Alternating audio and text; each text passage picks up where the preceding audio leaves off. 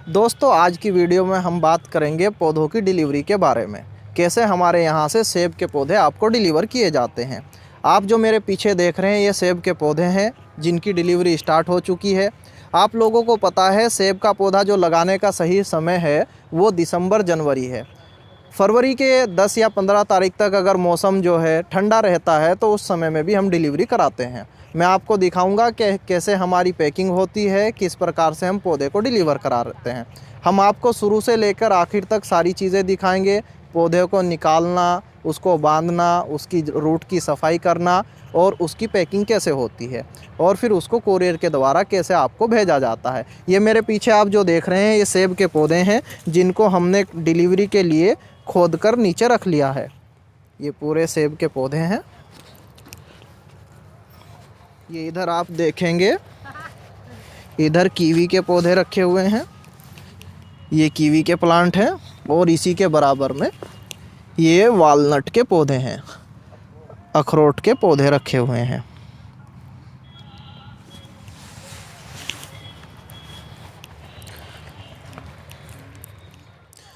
ये Dorset golden के पौधे हैं। सभी पौधे आपको मैच्योर ग्राफ्ट मिलेंगे। ये देखिए आपको सभी की पकी हुई कलम है, सभी पौधे मैच्योर ग्राफ्ट हैं। इसी के साइड में ये परसिमन रखा हुआ है जिसको जापानी फल बोलते हैं। ये परसिमन की फुयू वैरायटी है जिसको सीडलेस कहते हैं। ये भी मैच्योर ग्राफ्ट पौधा है। पौधे को आप देख सकते हैं, बहुत ही शानदार पौधा है जो आप लोगों को डिलीवरी किया जा रहा है। ये इधर प्लम के पौधे रखे हुए हैं। ये इधर प्लम के पौधे रखे हुए हैं जो अभी खोद कर रखे हैं। कल प्लम के और पौधों को ज़मीन से निकाला जाएगा। चलिए अब हम आपको दिखाते हैं कि पौधों की पैकिंग कैसे की जाती है। ये इधर सामने पैकिंग चल रही है। कुछ पौधे पैक करके ये इधर टाट के बोरों में रखे गए हैं। आप लोग सोच रहे होंगे कि इन पौधों को तो आपने टाट के बोरे में पैक कर दिया। असल जो बात है ये पौधे ट्रेन से जाएंगे।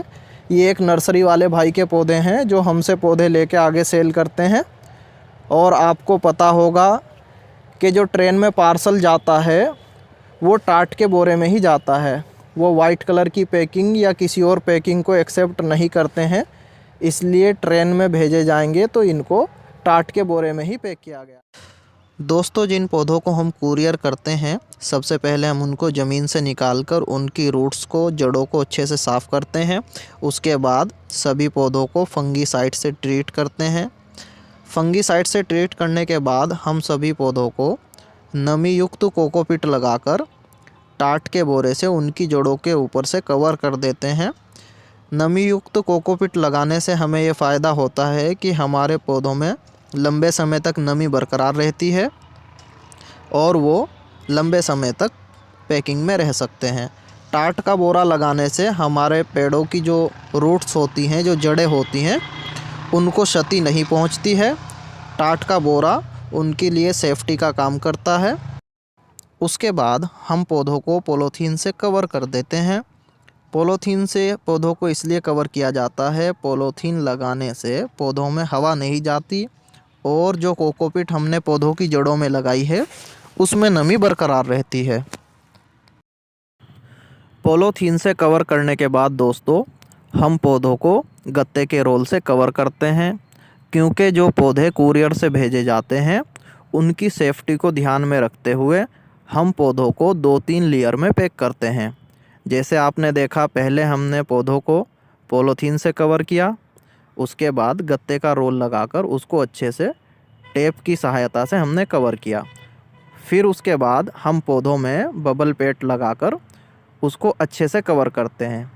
इससे हमारे पौधों को कोई नुकसान नहीं होगा और अपने भेजे गए स्थान पर ये सुरक्षित पहुंच जाएंगे।